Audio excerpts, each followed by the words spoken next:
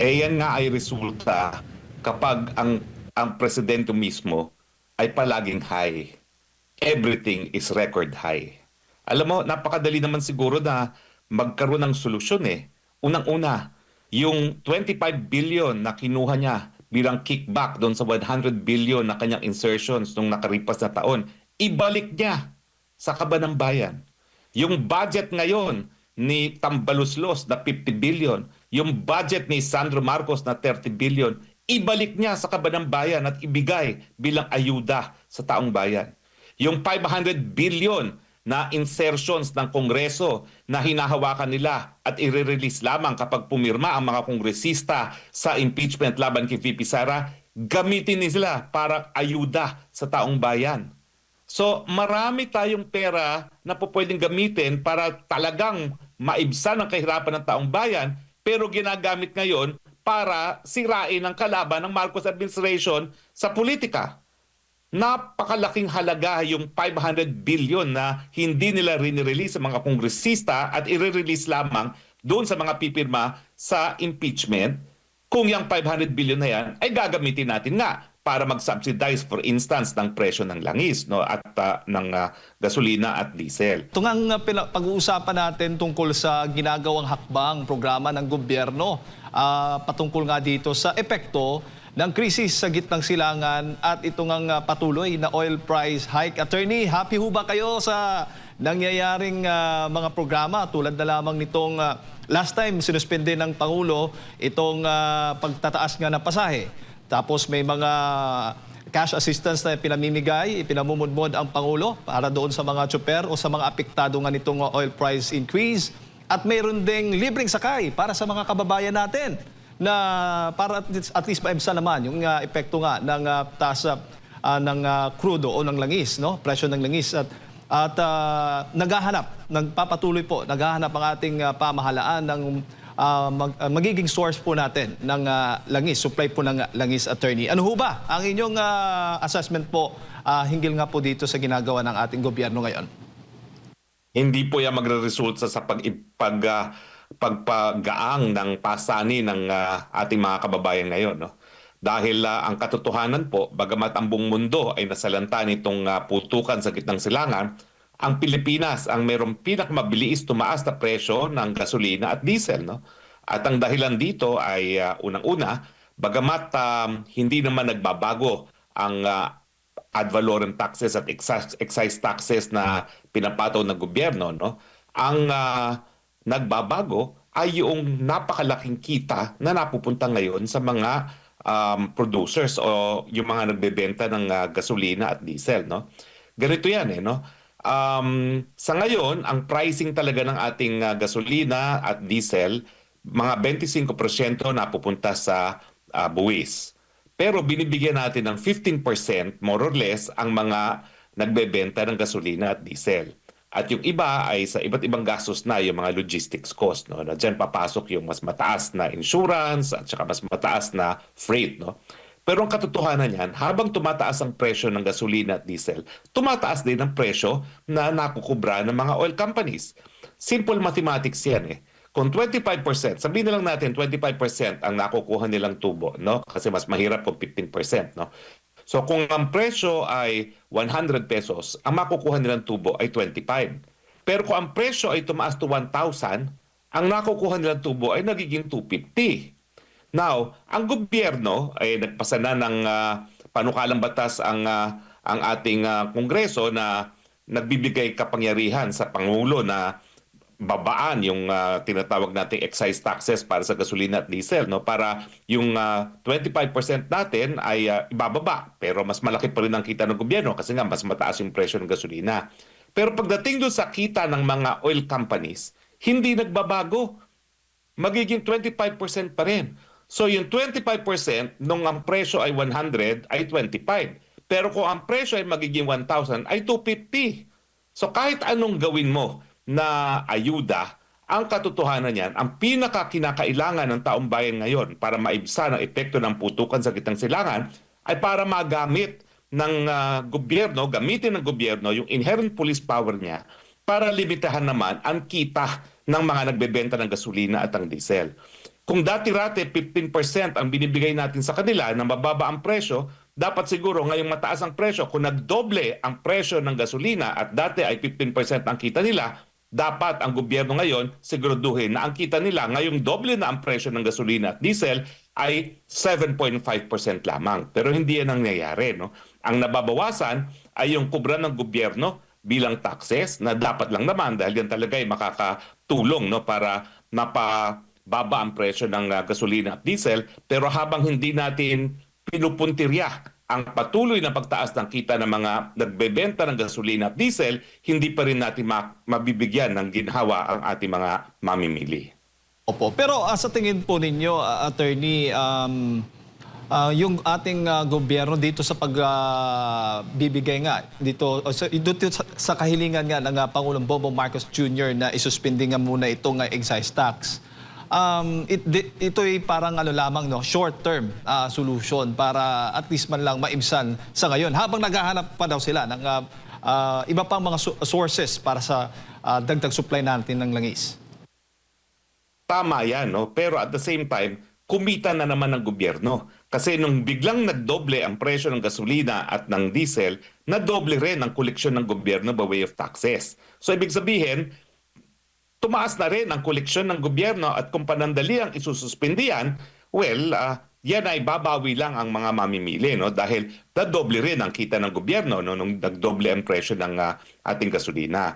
Pero sana, habang nandyan ang putukan, talagang suspindihin din natin yung pagkukolekta ng mga excise taxes nang sa ganoon naman gumaang-gaang ang buhay ng mga Pilipino. Pero habang hindi nga natin pinipigilan ng mga oil companies na tuloy-tuloy na mangolekta ng mas malaking kita dahil lamang dito sa pagtaas ng presyo, hindi pa rin talaga mararamdaman ng gobyerno ang tulong ng taong bayan, ang tulong ng gobyerno o yung interference ng gobyerno para nga maibsan itong patuloy na pagtaas sa presyo ng gasolina at diesel. Opo. Ano yung rekomendasyon o suggestion po ninyo, Attorney, na magandang pagkukunan po natin ng supply ng langis sa ating bansa?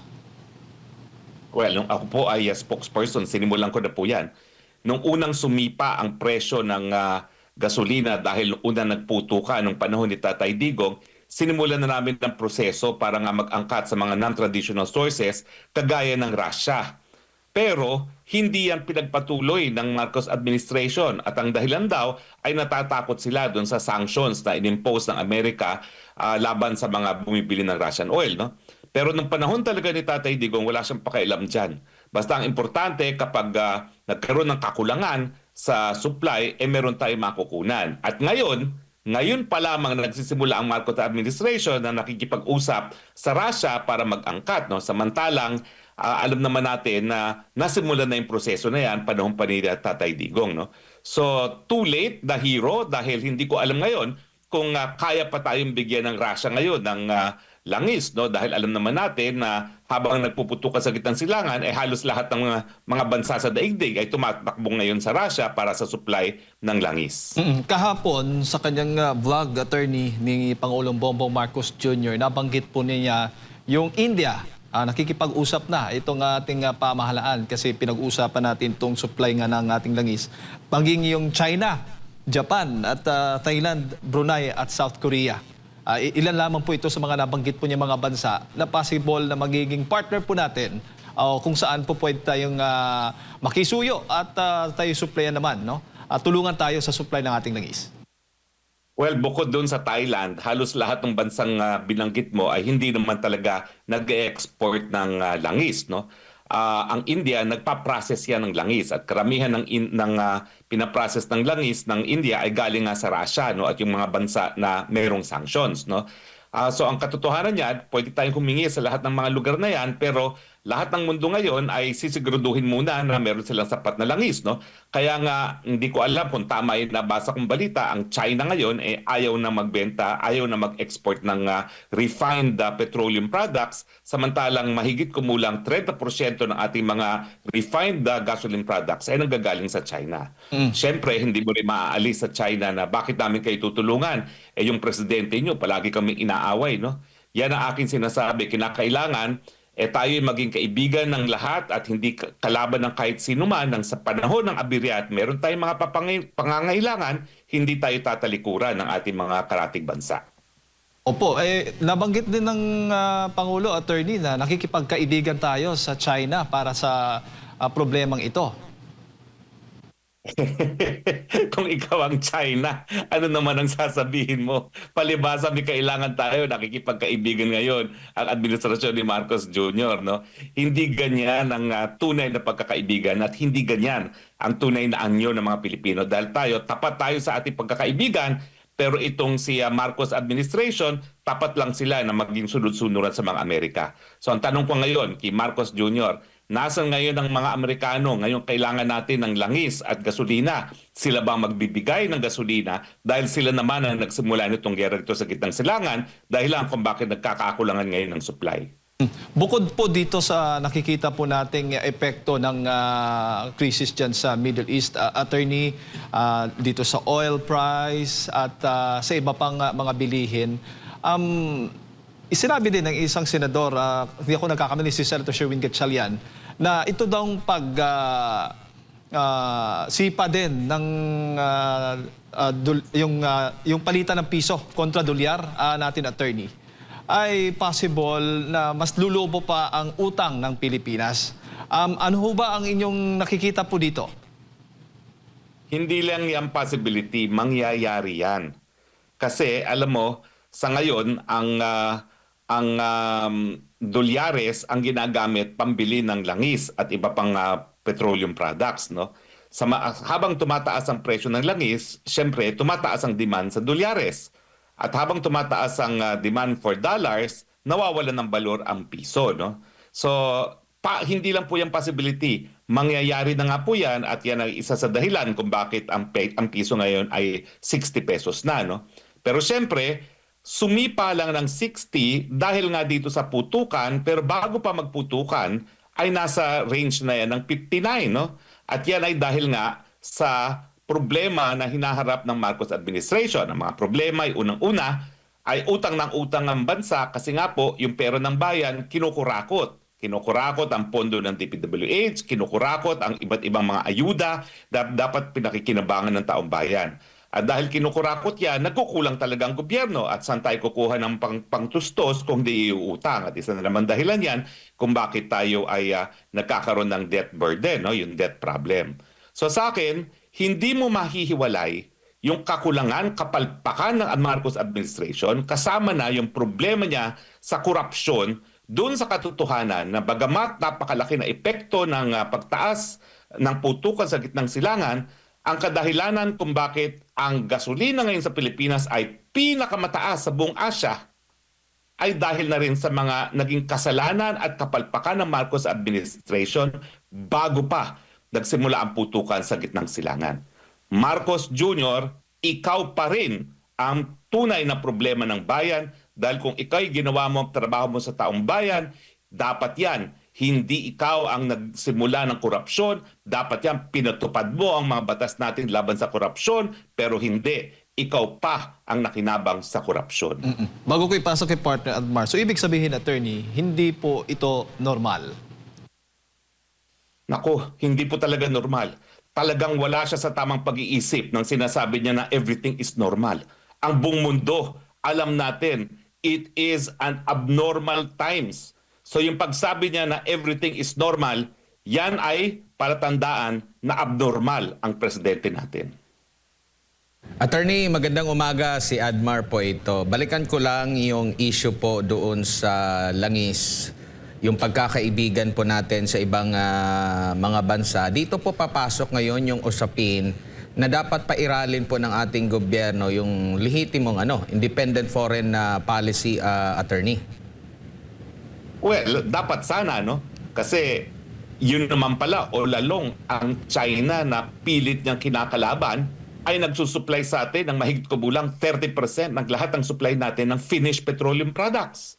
Totoo na net importer din ng crude oil ang China, pero nag-export pala siya ng finished products at 30% ng ating finished gasoline products ay galing sa China.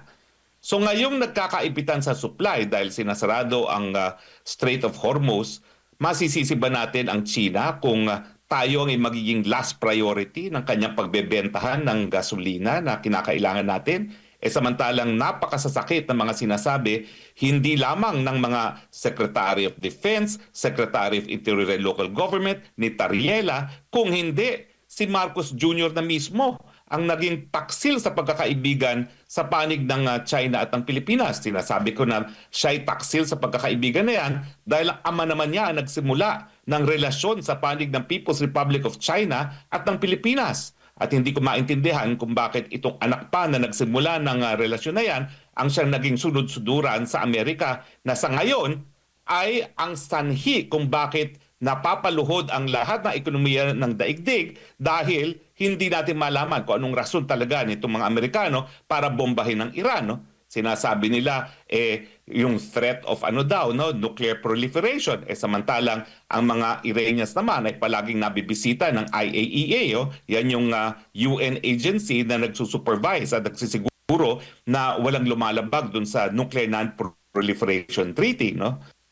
So, etong nangyayari sa atin na hindi natin ngayon matakbuhan ng China na tinatakbuhan ng lahat ng ating mga karatig bansa ay resulta sa pagiging sunod-sunuran nitong si Marcos Jr. sa mga Amerikano. At ang dahilan kung bakit sunod-sunuran nga itong Marcos Jr. sa mga Amerikano ay dahil nais niyang suportahan siya ng mga Amerikano sa mga panahon na sinusuka na ang Marcos Jr. ng sambayan ng Pilipino. Kakayanin po ba ng ating gobyerno, attorney, o meron na tayong history na nagkaroon talaga tayo ng maraming imbakan para sa ating oil reserve para po magamit lalo na sa mga ganitong panahon?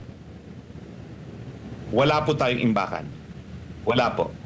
Matagal na po yan na dapat siguro nagtayo tayo, pero wala po tayong imbakan at wala na po tayong processing ng crude oil to refined petroleum products dito sa Pilipinas. Lahat po yan ngayon ay inaangkat na natin. No? Hindi lang po sa China, kundi karamihan galing sa Singapore. No?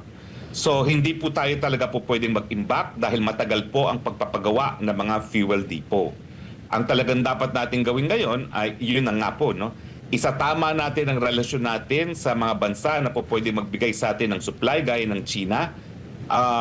Gawin natin ang lahat para ituloy na yung pinalano pa ni Presidente Duterte na mag-angkat ng langis at petroleum products sa Russia, bagamat ang Amerika ay mayroong existing sanction laban sa Russia. Tingin ko ang dahilan lang naman kaya hindi natuloy yung nauna ng hakbang na ginawa ni Presidente Duterte na mag-angkat sa Russia ay dahil nga sa pagtutol ng mga Amerikano, no? Yan ang nangyayari kapag ikay sunod-sunuran sa mga dayuhan at hindi binibigyan ng importansya ang iyong sariling pang-nasyonal na interes. Opo, nagpag-uusapan nga natin itong issue na ito dahil ang bawat Pilipino apektado po ng krisis dyan po sa gitnang silangan. Pero may pahayag kamakailan ang Palace Press Officer dyan sa Palasyo, si Undersecretary Claire Castro. Ang sabi niya dito, ang pakiusap lamang po natin ngayon dahil nasa sitwasyon tayong ganito, let us refrain from doing activities like fear-mongering. Ano po masasabi niyo po rito? Kasi alam natin, marami ng mga dismayado, marami na nagpapahayag, ukol nga po dito, pero tila din na downplay ng palasyo ba yung emergency or itong ganitong klase ng krisis ngayon sa ating bansa? Well, ito talaga ang problema kapag ang presidente wala sa tamang pag-iisip. Kapag nahaharap sa realidad na talagang abnormal ang mga panahon, parang meron siyang imaginary world, no? Yan ay epekto na rin ng droga, no? Kaya nga sinasabi ko sa ating mga kababayan, habang nananatili ang isang drug addict bilang presidente, wala talaga tayong pagkakataon na magkaroon ng solusyon sa ating mga problema dahil ang problema ng mga drug addicts talaga, meron silang mga sariling mundo. Kaya nga hindi ako nagtataka na sinasabi niya at siya lang ang tanging leader sa buong daigdig na nagsabi, everything is normal. Hindi ba naman abnormal talaga yan na ang presyo ng gasolina at diesel sa Pilipinas dumoble at dahil dyan halos lahat ng presyo ng bilihin, posibilidad din na dodoble, no? At tapos sasabihin niya, everything is normal. Obviously, yan ay isang paniwala na isang tao na palaging high. So siguro, kung ang presidente natin ay gaya ni VP Sara na nasa tamang pag-iisip, huwag na nating isipin kung magaling siya o hindi, no? Basta nasa tamang pag-iisip lamang, alam niya na these are extraordinary times requiring extraordinary actions.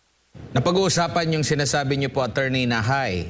Record high po yung utang natin, 18.17 trillion pesos. Record high din yung palitan ng piso kontra dolyar. At ito rin nga rin magwa 130 pesos yata yung diesel this week. Pero bago pa man ang nabanggit ni President Duterte na normal, may pahayag din si Yusek Castro. Sabi niya rito, mas yung kaugnay doon sa fearmongering na ipahinto raw. Sabi niya rito, mas nakakadagdag po ito ng takot sa ating mga kababayan samantalang ang Pangulo po at ang gobyerno ay still under control, in control of the situation po, Attorney. Sa tingin niyo po, kontrolado pa ba ng gobyerno ang sitwasyon? Kontrolado ba itong pagtaas ng ating utang, yung sa piso natin, hindi stable yung mga polisiya, like kagaya sa magbibigay na sana ng ayuda para doon sa mga public utility vehicle driver, or hindi pala, tataasan yung kanilang singil, tapos isang araw bago mismo ang implementasyon ng pagtaas ng singil, binaliktad na naman, magbibigay lang daw ng tapos itong mga ngayon hindi na talaga kinakaya kasi ang kanila pong itong 5,000 pesos na ayuda parang halos nasa 2 araw, 3 araw lang po nila na biyahe din po, Attorney, at marami pang mga issue po, Attorney. Yan nga ay resulta kapag ang presidente mismo ay palaging high. Everything is record high. Alam mo, napakadali naman siguro na magkaroon ng solusyon Unang-una, yung 25 billion na kinuha niya bilang kickback doon sa 100 billion na kanyang insertions nung nakaripas na taon, ibalik niya sa kaban ng bayan. Yung budget ngayon ni Tambaluslos na 50 billion, yung budget ni Sandro Marcos na 30 billion, ibalik niya sa kaban ng bayan at ibigay bilang ayuda sa taong bayan. Yung 500 billion na insertions ng Kongreso na hinahawakan nila at i-release lamang kapag pumirma ang mga kongresista sa impeachment laban kay VP Sara, gamitin nila para ayuda sa taong bayan. So marami tayong pera na pwedeng gamitin para talagang maibsan ang kahirapan ng taong bayan, pero ginagamit ngayon para sirain ang kalaban ng Marcos administration sa politika. Napakalaking halaga yung 500 billion na hindi nila rinirelease sa mga kongresista at i-release lamang doon sa mga pipirma sa impeachment. Kung yung 500 billion na yan ay gagamitin natin nga para mag-subsidize, for instance, ng presyo ng langis, no, at ng gasolina at diesel. At saka yung aking sinasabi, no, bakit ba ayaw bawasan ng gobyernong ito yung kita ng mga oil companies? Di ba? Simple mathematics yan. Kung ang presyo ay calculated na 15% ang kikitain ng mga oil companies, ngayong doble na ang presyo ng gasolina, doble rin ang kita nila. So dapat yung 15% na yon, kapag nadoble ang presyo ng gasolina, gawing 7.5% na lamang. Dahil hindi naman dapat na sila pa ang kikita habang lahat tayo ay naghihirap. Yung mga pronouncement ni Ante Claire, yan ay consistent with the state of mind of the President. Abnormal. Opo, lipat po tayo ng issue po, Attorney. Diyan naman po sa ICC, issue sa ICC with the former President Rodrigo Duterte. May isa pong Japanese human rights advocate po ang nagpahayag mismo dyan po sa United Nations doon sa kanyang pagkondena sa nangyari po dito po kay dating Pangulong Rodrigo Duterte, at nababanggit nga niya na dapat i-exhaust muna yung mga kailangan sa bansa kung saan nanggaling yung isang inaakusahan doon muna bago ilipat dito po sa yan daw yung parang essence po nung yung ng United Nations, yung samahan po na yan na attorney. Ano pong masasabi niyo po rito? Tama po siya, no? Dahil ang Rome Statute po mismo nagsasabi na hindi dapat didala at kinidnap si Tatay Digong sa dahig nang hindi mo na hinarap sa lokal na Pilipinong hukuman. Yan po ay garantiya ng kanyang karapatang pantao ay ginagalang at yan ay garantiya na hindi malalabag ang soberenya ng bansang Pilipinas. Pero dahil nakidnap nga po, ito po ay naging kaso ng kidnapping or extraordinary rendition dahilan para dapat mawala ang jurisdiction ng ICC. Ako naman sa mulat-mula, hindi tinanggap ng pamilya, pero ako'y sa mulat-mula ang sinasabi ko, ang remedyo ay para talagang itaguyod natin ang karapatang pantao ni Tatay Digong, lalong-lalo na yung right to due process, no? At yan ay mapapatupad lamang hindi sa ICC, kung hindi sa pamamagitan ng International Human Rights Mechanism na nagsisimula sa exhaustion of domestic remedies. At ang domestic remedy na naiisip ko dahil ngayon siya ay nakakulong sa Netherlands ay talagang doon ilabas sa hukumang Netherlands na nalabag ang karapatang pantao ni Tatay Digong dahil siya nga ay kinidnap. At ang estado ngayon ng karapatang pantao ay kapag ang kidnapping ang dahilan para magkaroon ng jurisdiksyon ng isang hukuman, dapat mawala yung ganyang jurisdiksyon dahil ang isang pagkakamali hindi po pwedeng ituwid isa na namang pagkakamali. Opo, ano po yung may impact po ba ito pong naging pahayag ni Shunichi Fujiki, attorney?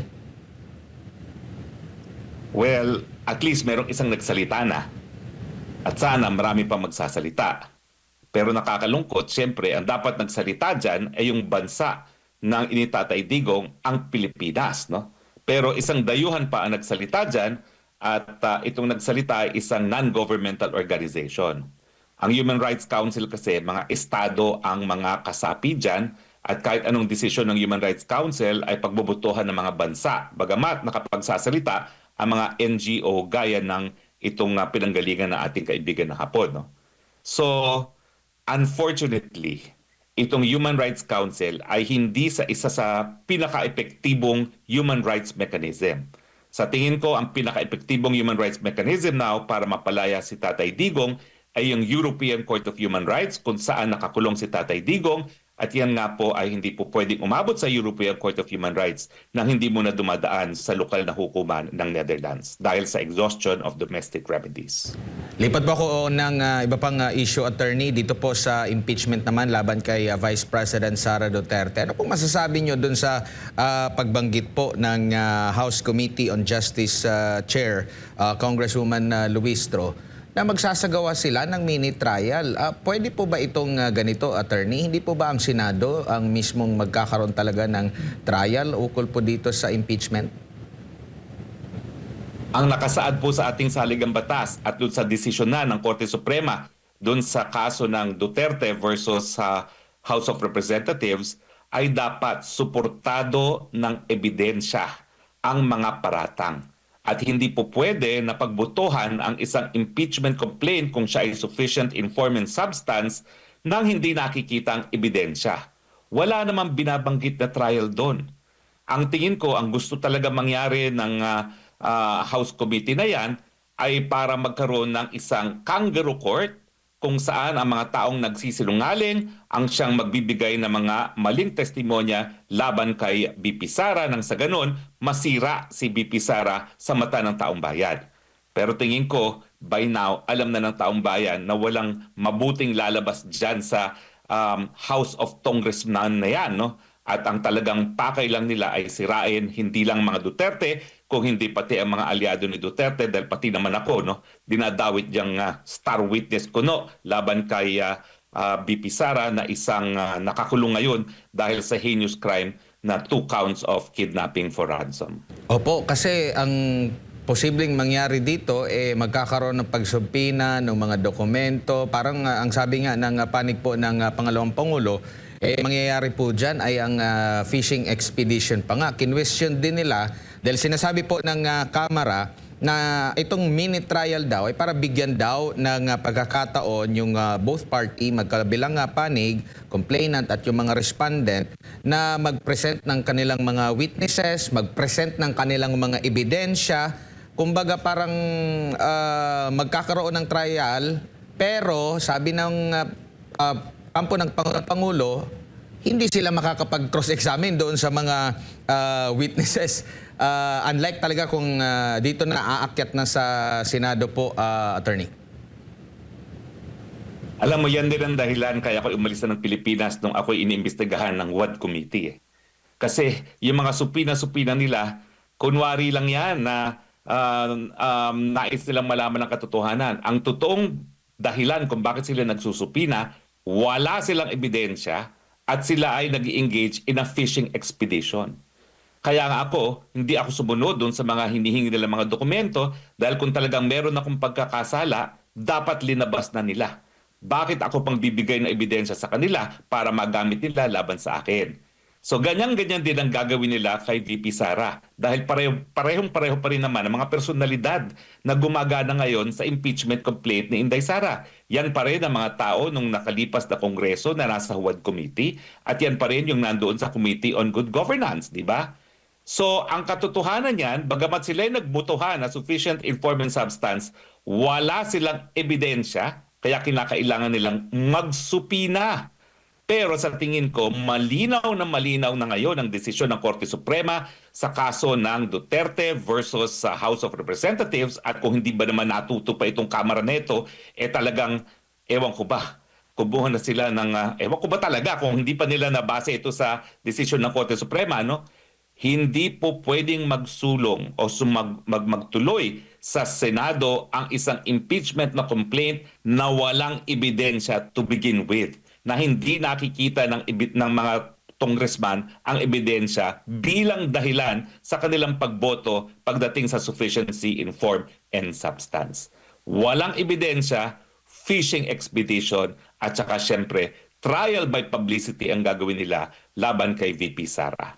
Opo, ang napapansin din ng ating mga kababayan ay binibigyan ng pansin nila ito pong sinasabing pahayag or accusation, allegation nitong si Madriaga, no, na nakakulong ngayon, ikinumpara nila sa treatment naman ng gobyerno dito po sa tinaguriang Brave 18 attorney na kinwestiyon yung kanilang pag-notaryo, sino yung nagnotaryo, pati mga witness at as per Attorney Levy Baligod, inabanggit pa doon kung kanino yung sasakyan yung ginamit sa paghahatid. Ang daming mga question na hindi na makaiugnayan doon sa kanilang mga pahayag, lalo na sa mga akusasyon na nagdala-dala sila ng mali-maletang mga basura o pera. Attorney. Alam mo, nag-iingat ako pagdating dyan kay Madriaga kasi nga ako yung private prosecutor dyan. Ako nagpakulong dyan. Ako yung kasama na ng pamilya matapos madukot yung dalawang Filipino-Chinese. Kasama ko na yung pamilya nung sila'y nagbayad ng ransom. Kasama ko yung pamilya nung nagkaroon ng putukan, napatay ang isang pulis at dalawang kidnapper. At kasama kong pamilya na nakalap namin ng mga ebidensya laban dyan kay Madriaga. No? At dahil ako pa rin at aking mga kasamahan ng tumatayong private prosecutor dyan, talagang limitado ang aking po pwedeng komento dyan other than, bagamat hindi pa siya sentensyado, nagkaroon na ng desisyon ng hukuman nung tinanggihan ng kanyang motion para magkaroon ng panandiliang kalayaan kapalit ng pagpapiyansa dahil malakas nga ang ebidensya na siya ay talagang nagkakasala. Pero sa akin, para paniwalaan ng Kongreso isang taong nakakulong nung minsan nang nahatulan ng parusang kamatayan dahil sa kidnapping din, no? At ngayon ay nakakulong na naman para sa dalawang counts of murder, yan talaga ay nagpapakitang desperado sila para kumuha ng kahit sino man na mababato ng kahit anong putik laban kay VP Sara. No? Pero hindi po yan magtatagumpay dahil lalabas at lalabas lang naman na nagsisinungaling yan. Dahil ako talaga, doon pa lang sa preliminary investigation, nagyayabang na yan si Badriaga na malakas daw siya kay VP Sara. Sa aking pag-iisip nga, ang lakas naman ng taong to. Tumakbo ko kasama na ni VP Sara sa unit team. Kami nga lang, ang kampo ni Duterte tumakbo sa unit team. Ako pa bubulahin nito, no? Na malapit daw siya kay Inday Sara. Pero nung mga panahon na yun, never niyang sinabi na aide siya ni Inday Sara. Isa nga pala yan, ngayon lang pumasok sa isipan ko. Sinasabi niya doon sa kanyang counter affidavit na siya ay nagdumadalo doon sa mga pagpupulong ng isang parallel group habang nangyayari ang kidnapping, pero never niyang binanggit na siya ay naging empleyado ni BP Sara. Ngayon lang niya binabanggit yan. So, hindi ko pa yan nailalabas no, doon sa mga abogado ni VP Sara. Pakisabi na lang sa kanila no, na lahat ng mga counter affidavit niya sa preliminary investigation, never niyang binanggit na meron siyang kahit anong relasyon kay VP Sara other than malapit daw siya kay VP Sara. No? In any case, yung tanong mo naman doon sa 18, yan po ay mga sundalo, inalay ng buhay para sa idang bayan. Ngayon, sila ngayon ay tinatratong akusado, samantalang sila binubuwis ang buhay para maging testigo nang sa ganon, magkaroon naman ng paglilitis laban sa mga kurapot sa gobyerno at magkaroon ng solusyon ang problema ng taong bayan dahil ngayon, mahirap ang Pilipinas dahil nga sa korupsyon. Opo, Attorney, follow-up lang question po, no? Ginagawa po ba ng NBI na magkaroon po ng tinatawag na validation sa truthfulness ng mga affidavit? Kasi una, inimbitahan daw sila doon, as per Attorney Baligod, ng verification of entity. So, ano lang, kung ito bang mga pumirma na ito, sila talaga yon. Pero yung pag-validate ng truthfulness sa mga affidavit, sila po ba yan? Or sa korte na yan? O sa prosecution? Saang level po ba yan, Attorney? Kaya nga ang tawag sa kanila, National Bureau of Investigation. Silang dapat mag-imbestiga at yung counter-checking, yung fact verification doon sa mga sinumpaang salaysay ng mga sundalo, yan ang magpapakita kung ano talaga ang katotohanan. Kung talaga hindi naman nila bubusisiin at i-verify yung mga datos, yung mga detalye, no? At napakadaming detalyeng sinabi ng mga sundalo, talaga walang investigasyon na mangyayari. Pero alam mo, Admar, hindi ako confident na merong honest to goodness investigation na mangyayari dyan dahil yung direktor ng NBI, direktor lang yan dahil siya ay binigyan ng premyo. Premyo dahil siya ay naghain ng isang disbarment case laban sa akin dahil sa pulboronic video. Opo, dito naman po sa side po ng ombudsman attorney, normal po ba na magbigay agad ng pahayag? Nagpasaklolo nga sila doon para imbestigahan. Pero ang nangyari, mayroon ng mga paunang mga pronouncement po na kesyo hindi totoo. Tapos meron naman sinabi, meron daw doon na naganap daw yung sinasabing bigayan ng maleta, instance daw na sa panahon pa ng mga Duterte. Mga ganito pong mga pahayag na nauuna pa sa investigasyon. Hindi po ba sila dapat na manahimik muna, imbestigahan at ilatag kung ano yung findings nila po? Attorney, kakaiba yung ating ombudsman po sa kasalukuyan. Kakaiba talaga. Dahil kaya nga binuo ang ombudsman, hindi sa ordinaryong batas, kundi sa saligang batas, binigyan siya ng kapangyarihan na talagang malaman ng katotohanan pagdating sa katiwalaan ng mga taong gobyerno. At sila dapat ang nangunguna sa investigasyon dahil talaga namang meron talagang power to conduct investigations itong ombudsman. Hindi yan na parang piskal lamang na tatanggap lang ng ebidensya. Katungkulan nila na magbungkal ng ebidensya. At sa akin, dereliction of duty nangyayari dahil ito ng ebidensya ibinibigay sa kanila, tinatanggihan pa ng ombudsman. Attorney, balikan ko lang yung kay Madriaga. Dapat bang kabahan o mag-alala si Vice President Sara Duterte dito? At sa tingin mo, sino kaya ang nasa likod kay Ramil Madriaga? Bakit nagsasalita siya? Kahit sa kabilangan ng kanyang sitwasyon ngayon, nakakulong siya at napaka-confident niya ngayon. Well, paano naman kakabahan si Inday Sara Duterte dyan? Yun na nga, no? Nakalimutan kong sabihin yun. Hindi ko pa wala pa akong komunikasyon kay Vice President since alam ko na itong mga nakalipas na panahon. No? Pero ngayon lang lumabas yan na sinasabi niya na siya empleyado ni Inday Sara Duterte. No? Dahil nung mga counter affidavit niya sa kidnapping, wala siyang ganyan sinasabi. Alabay lang yung ginagawa niya na habang nagkakaroon ng kidnapping, nag-a-attend siya ng parallel group. No? At never niyang nabanggit na siya ay naging taong gobyerno na sana magpapatunay sa kanyang pagkatao. No?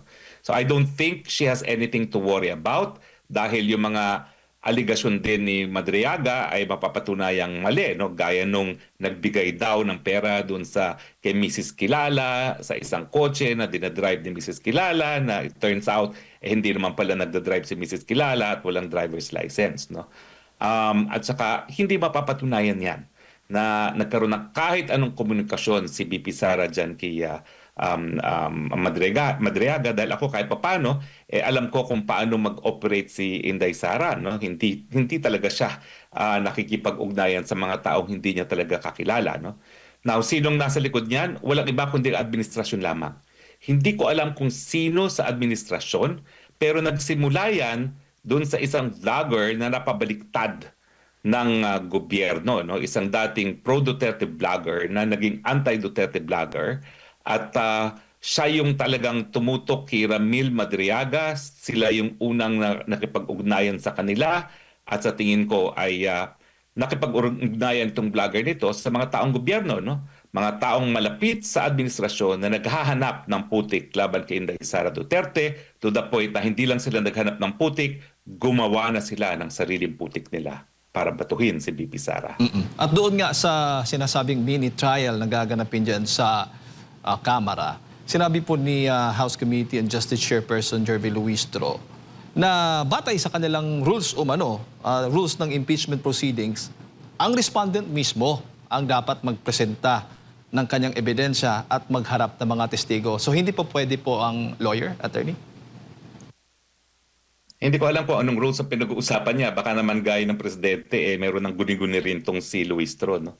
Wala pong ganong provision sa kanilang rules.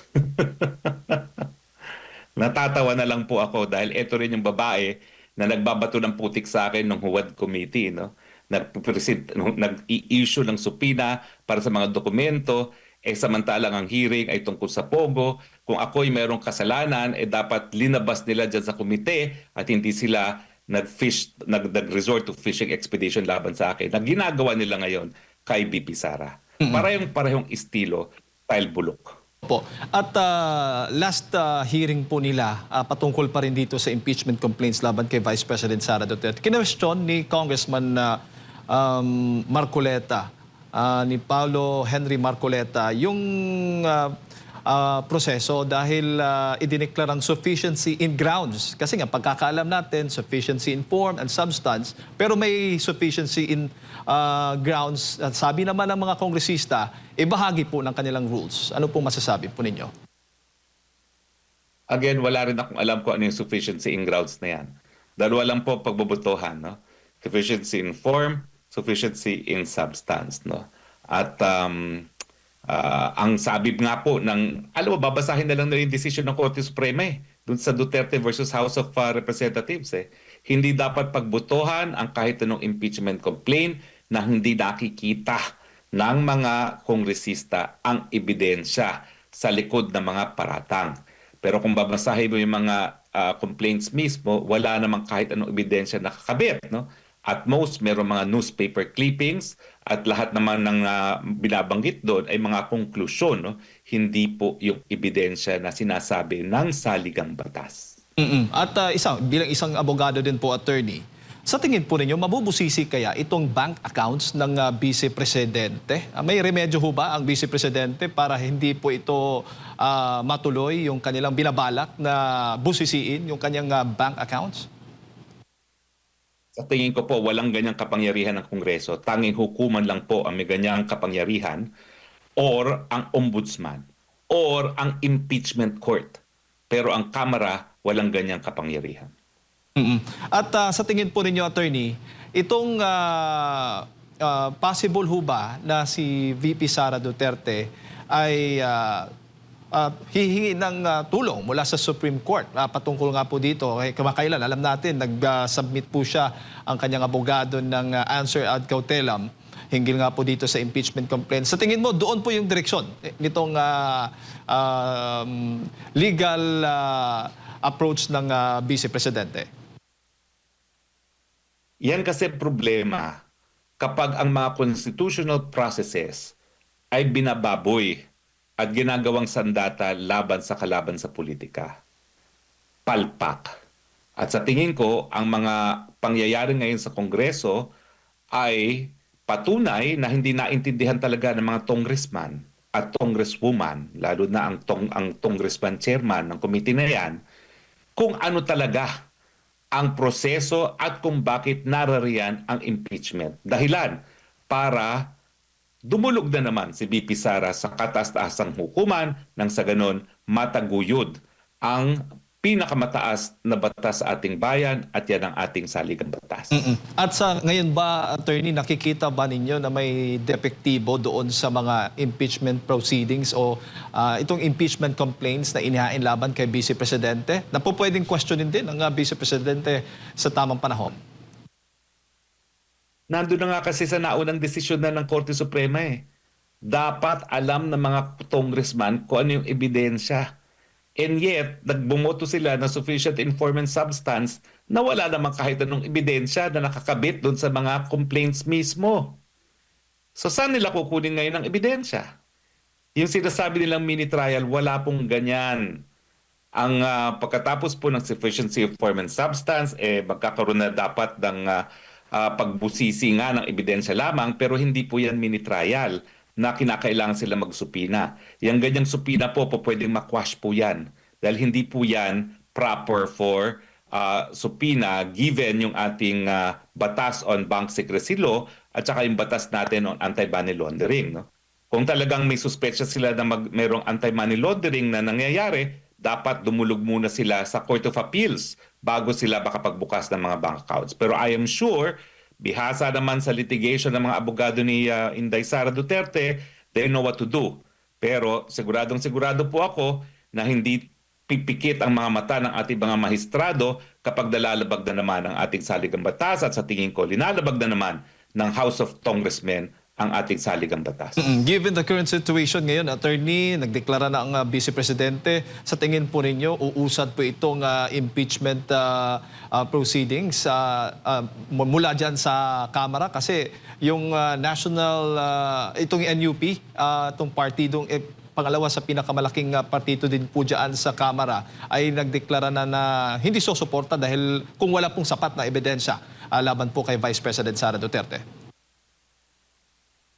Alam nyo, kung talagang tapat sa panunungkulan nila itong mga congressmen ito, sa dami ng pagsubok na hinaharap natin, lalong-lalo na dahil dyan sa putukan sa gitnang silangan, dapat yan ang kanilang ginugugulan ng panahon.